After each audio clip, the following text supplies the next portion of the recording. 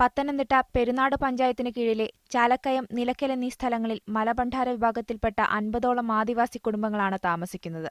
റേഷനും വീടുമടക്കമുള്ള മോഹന വാഗ്ദാനങ്ങൾ നൽകി മുൻകാലങ്ങളിൽ വോട്ട് വാങ്ങിയ ജനപ്രതിനിധികൾ കഴിഞ്ഞ 5 വർഷമായി ഇവരെ തിരിഞ്ഞുനോക്കിയിട്ടില്ല. ഇതിനു പിന്നാലെയാണ് ഇത്തവണ ഇവരുടെ വോട്ട് പോലും വേണ്ടെന്ന നിലപാട് രാഷ്ട്രീയ പാർട്ടികൾ സ്വീകരിച്ചിരിക്കുന്നത്.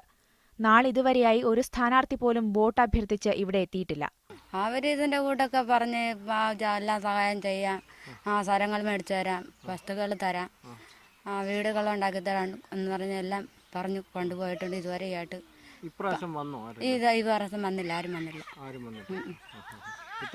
വോട്ട് ചെയ്യുന്നില്ല. നമുക്കൊരു സഹായമില്ല, പിന്നെ നമ്മൾ സഹായിച്ചിട്ട് അങ്ങനെയെന്ന് പറഞ്ഞാൽ ആരും കൊടുക്കുന്നില്ല. പല ആവശ്യങ്ങൾക്കായി പഞ്ചായത്ത് ഓഫീസുകളിൽ ചെന്നാൽ അവഗണന മാത്രമാണ് ഇവർക്ക് ലഭിക്കുന്നത്. വോട്ട് നൽകി ജയിപ്പിച്ചുവിട്ട ജനപ്രതിനിധികളും ഇതിന് കൂട്ടുനിൽക്കുന്നത് ഇവരെ കുറച്ചൊന്നുമല്ല പ്രയാസപ്പെടുത്തുന്നത്. ഇല്ല, വരത്തില്ല. അങ്ങനെ 2-3 മാസം കഴിയുമ്പോൾ ആരെല്ലാം വരും. ഈ സർക്കാരിൽ നിന്ന് കിട്ടുന്ന കാശൊക്കെ നിങ്ങൾക്ക് കിട്ടാറുണ്ടോ? ഇല്ല, കിട്ടത്തില്ല. കിട്ടിക്കൊണ്ടിരുന്ന ഇപ്പം അതുമില്ലാതാക്കി.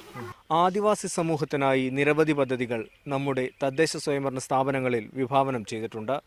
എന്നാൽ നമ്മുടെ ജനപ്രതിനിധികൾ ഇവയൊന്നും താഴെത്തട്ടിലേക്ക് എത്തിക്കാൻ ശ്രമിക്കുന്നില്ലെന്നതിൻ്റെ തെളിവാണ് ഈ കാഴ്ചകൾ. ക്യാമറ പേഴ്സൺ രാജേഷ് വടകരയ്ക്കൊപ്പം ടോബി ജോൺസൺ, മീഡിയ 1, പത്തനംതിട്ട.